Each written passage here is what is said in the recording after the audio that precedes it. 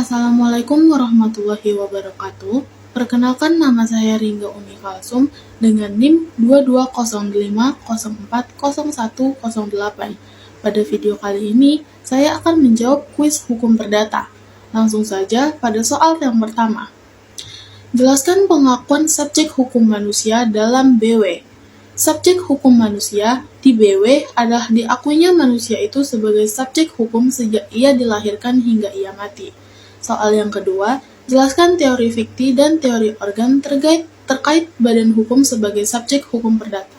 Teori fikti menyatakan bahwa subjek hukum yang sebenarnya adalah manusia, sementara badan hukum adalah bukan manusia sehingga ada beberapa karakteristik manusia yang tidak dimiliki oleh badan hukum. Badan hukum dijadikan subjek hukum karena alasan penyerupaan atau pengandaian semata. Inilah inti dasar dari teori fikti tersebut. Sedangkan menurut teori organ, sebuah badan hukum dipandang sebagai wilayah atau kekuasaan. Adapun pihak yang bertugas mengurusi wilayah atau kekuasaan merupakan pihak yang bertindak sebagai penanggung jawab yang sebenarnya subjek hukum dari divisi yang diembannya.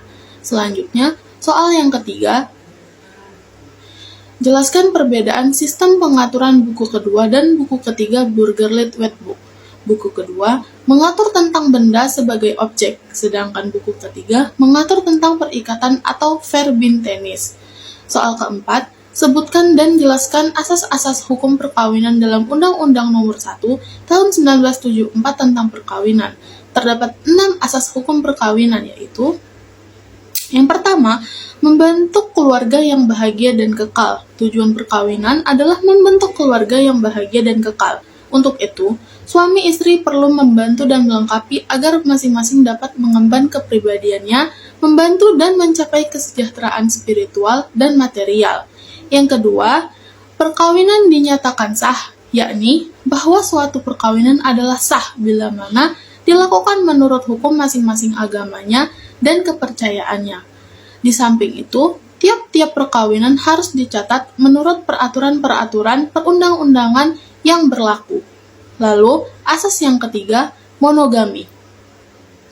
Undang-Undang Nomor 1 Tahun 1974 tentang perkawinan ini menganut asas monogami, hanya apabila dikehendaki oleh yang bersangkutan karena hukum dan agama dari yang bersangkutan mengizinkan. Seorang suami dapat beristri lebih dari seorang. Selanjutnya, asas pendewasaan usia perkawinan.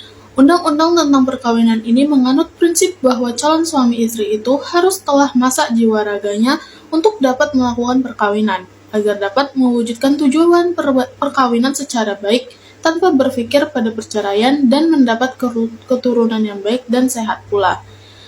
Selanjutnya, asas yang kelima, mempersukar perceraian. Karena tujuan perkawinan adalah untuk membentuk keluarga yang bahagia, kekal dan sejahtera, maka undang-undang tentang perkawinan ini menganut prinsip untuk mempersukar terjadinya perceraian. Yang terakhir, asas kedudukan suami istri seimbang. Hak dan kedudukan istri adalah seimbang dengan hak dan kedudukan suami, baik dalam kehidupan rumah tangga maupun dalam pergaulan masyarakat.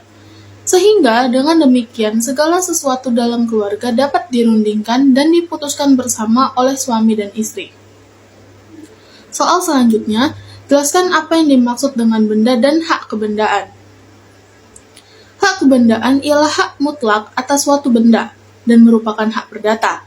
Hak ini memberikan kekuasaan langsung atas suatu benda dan dapat dipertahankan terhadap siapapun juga. Hak kebendaan mempunyai sifat-sifat tertentu dan ciri-ciri unggulan bila dibandingkan dengan hak perorangan. Selanjutnya, soal yang keenam, jelaskan sumber perikatan dalam Burgerlijk Wetboek.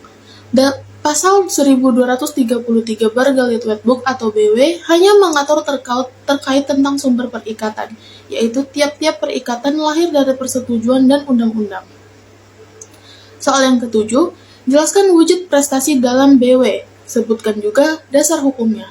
Prestasi menurut ketentuan pasal 1234 KUH Perdata adalah setiap perikatan untuk memberikan sesuatu untuk berbuat sesuatu atau tidak berbuat sesuatu. Dengan demikian, wujud prestasi itu adalah memberikan sesuatu, berbuat sesuatu, atau tidak berbuat sesuatu. Pertanyaan terakhir, Jelaskan pengertian perjanjian dalam Burgerly White Book dan sebutkan juga dasar hukumnya. Perjanjian diatur dalam pasal 1313 Kitab Undang-Undang Hukum Perdata yang menyatakan bahwa suatu perjanjian adalah suatu perbuatan dengan mana satu orang atau lebih mengikatkan dirinya terhadap satu orang lain atau lebih. Sekian, terima kasih jawaban dari saya. Wassalamualaikum warahmatullahi wabarakatuh.